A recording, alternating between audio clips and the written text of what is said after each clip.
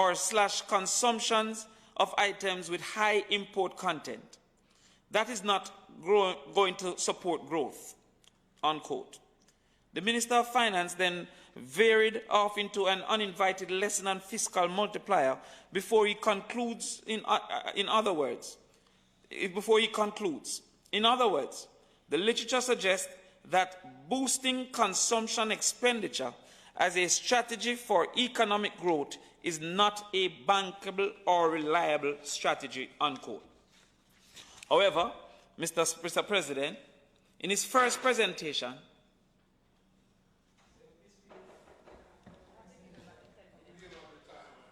Speaker's time.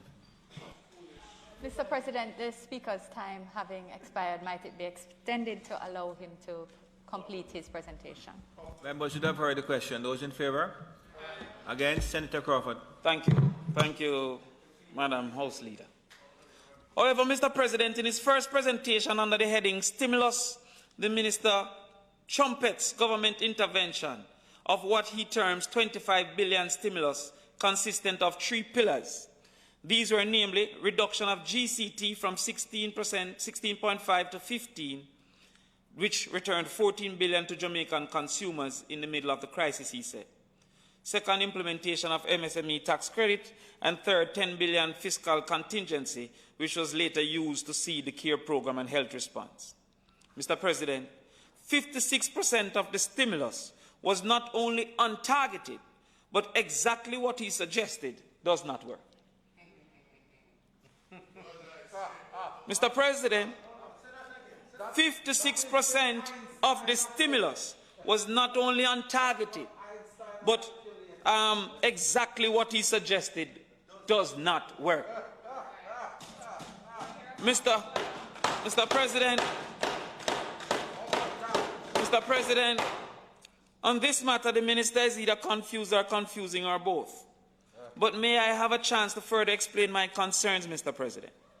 A reduction in GCT accrue mainly to the benefit of the wealthy, not the poorest quintiles, as was indicated by the minister in the second presentation to be very important. Let's look at an example, Mr. Speaker, of 5 individuals representing the 5 quintiles. Quintile 1 spending 100,000 before tax. Quintile 2 spending 80,000 before tax. Quintile 3 spending 60,000 before tax. Quintile 4 spending 40,000 before tax. And Quintile 5 spending 20,000 before tax. Based on the savings that were given from GCT, yearly savings for the richest quintile would be 18,000 per year. For the poorest quintile would be $2,600. So the richest quintile was relieved during COVID. Those were the people. So, Mr. President, a person able to spend 20 million for the year before taxes has benefited 300,000, while a person who spent 200,000 for the year has benefited 3,000. This is not targeted. This is not people at the center. This is not direct to the lowest quintile. These were variables suggested in the second presentation to be necessary as a rejection of a call to increase spending. Foreign exchange. Mr. President, the government has been flippant about the impact of foreign shifts on people of this country, claiming the low inflation through the inflation targeting approach. While the low inflation must be applauded, there still exist more inaccurate considerations to be made when considering the impact of foreign exchange on the citizens, in particular the most vulnerable.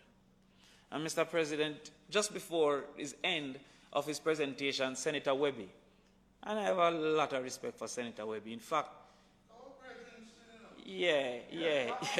I even did think twice when he said something, come start to wonder, but Senator Brown, when you get up to talk, you can talk about the Johnny cake. Would you Mr. President, yes, sir. Presentation, the point I'm making, Mr. President, is that Senator Webby spoke to one of the reasons for price increases. One of the reasons for price increasing being devaluation. because imports are going into the consumption. Imports is going into the production process, like energy and other activities that go into the production process. Imports are going into the delivery and distribution process, like gas and all those other activities. And so he spoke to that, Mr. President. The first consideration as it relates to the impact of devaluation on the poor, Mr. President, a point that was made succinctly by the President of the People's National Party, Mark Golding. The first consideration is that the net impact of devaluation on the poor versus the wealthy.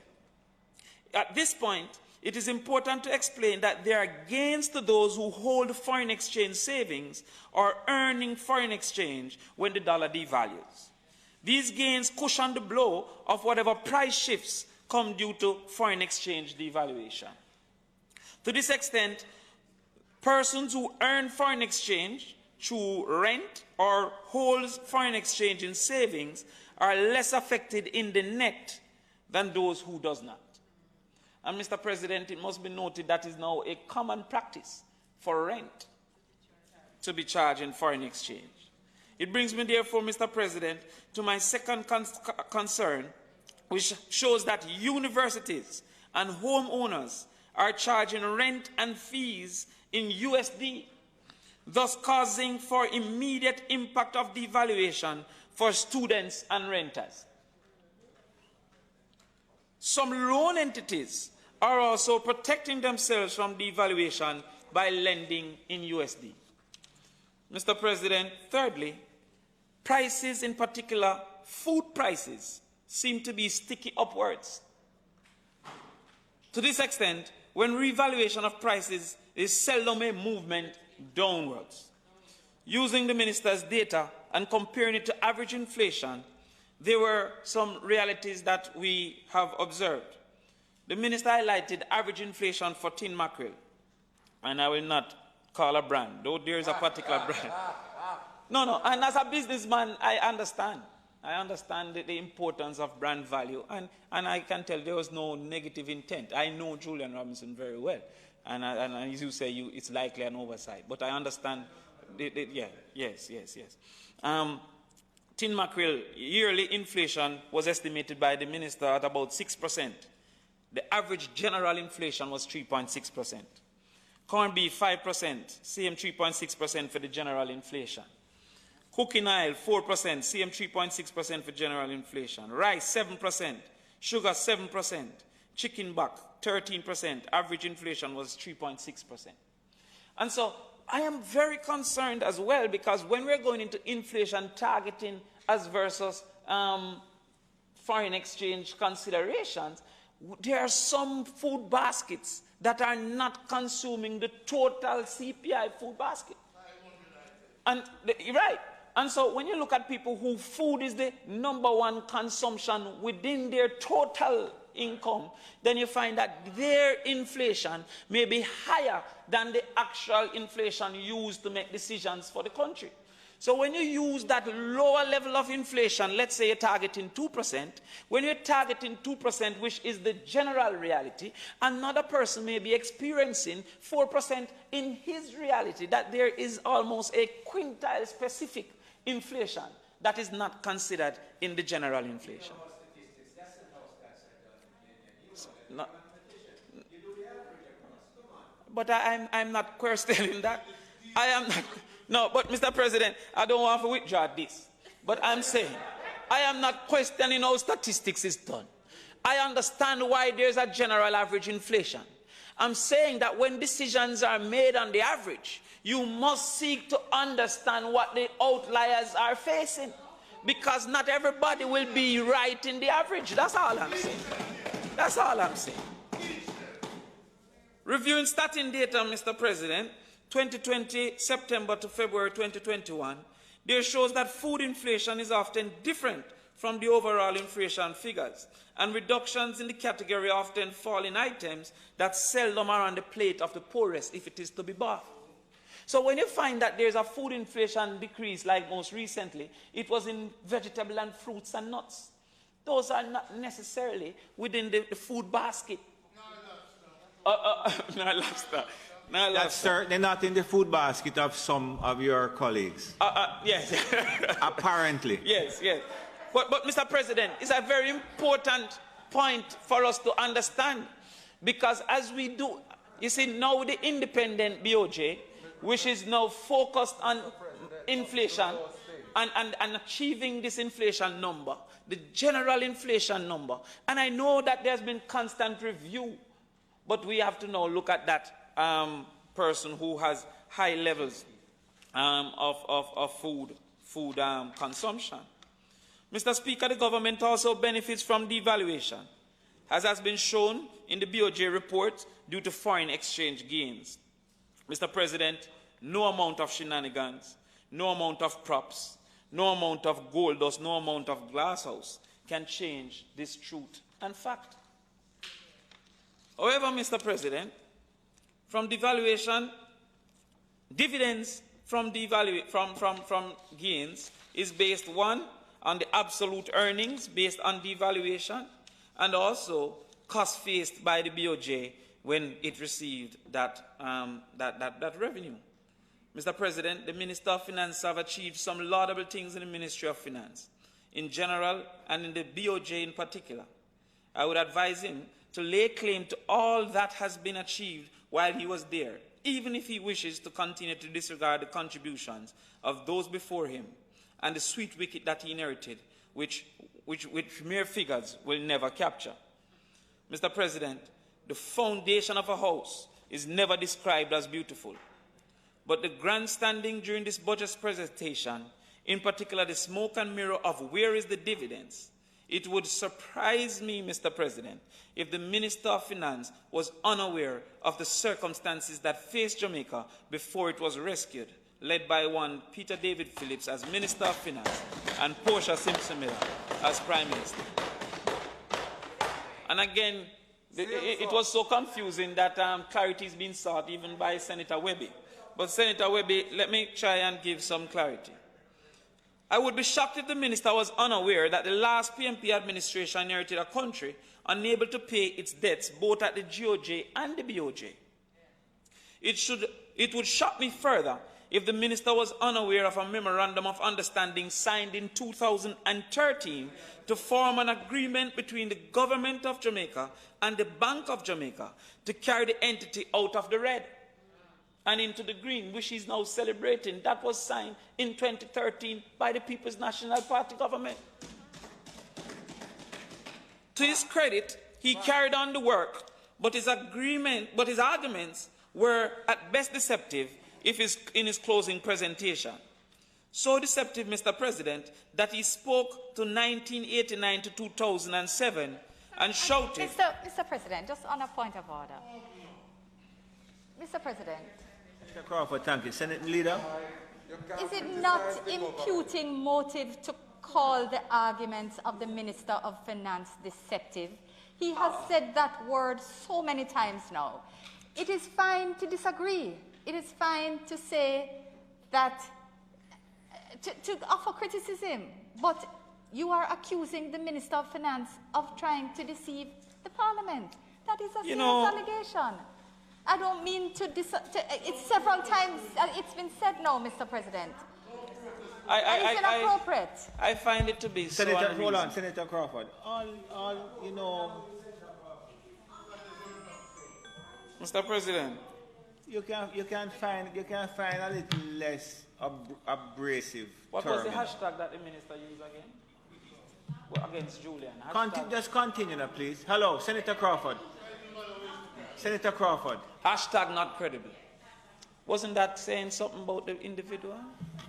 Wasn't that saying? I think you're being unreasonable. Senator Crawford. And you consistently be Senator Crawford.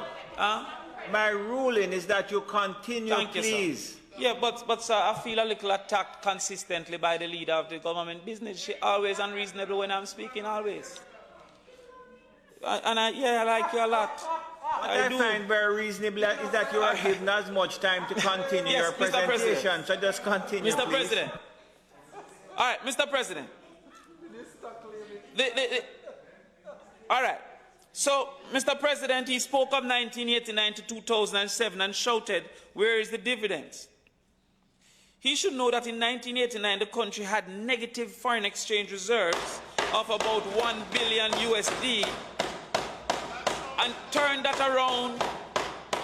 around to 2 billion USD in the green by 2007. How important, therefore, Mr. President, are these foreign exchange reserves?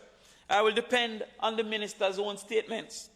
He said in his presentation, if we had little or no foreign exchange reserves, businesses would not be able to purchase overseas raw materials, intermediate or finished goods, and we would live in a deprived existence, unquote. Absolutely. So therefore, if minister himself, sorry?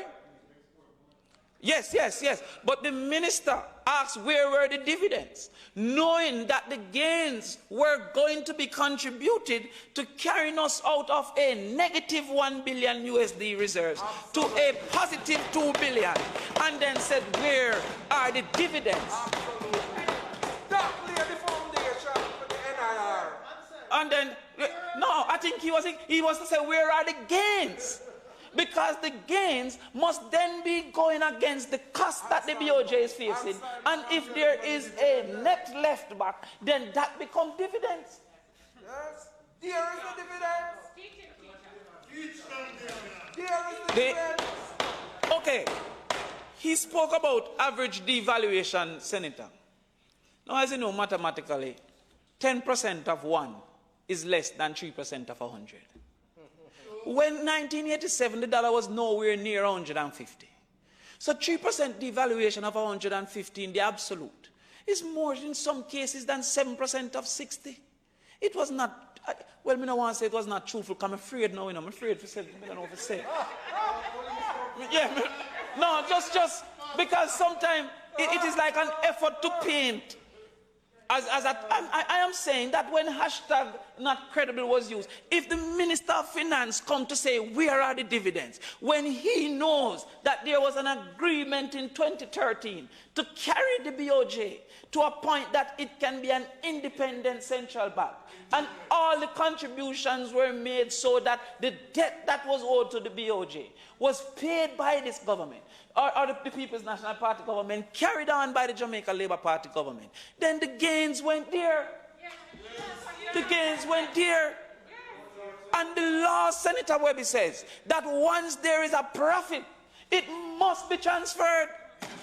That's what the law states. Nothing novel. So there is nothing novel. There is nothing novel. And to use it to criticize the leader of my party, yes, sir, and to use it to lambast the leader of my party, I should take no umbrage to that. I should come and say we are great and fine, yes, when he knows. That's not reasonable. And nobody jump up and say, you can't impute. That's not credible. Nobody did that. I took my time to prepare myself and come present. And people are seeking now to paint a character outside of my character. I think it was deceptive. I'm not negative against him. This is a joke. This is a joke. Mr. President, the minister is quite proud of how much money he has made, and he should be. He spoke to the 33 billion that has been transferred. He states, Mr. President, in quote, a historic largest ever 33 billion dividend to the people of Jamaica. 33 billion, we are, Mr. Bell, even with the 33 billion, we are short of hospital beds. Even with the 33 billion, our health professionals are complaining of no protective gear.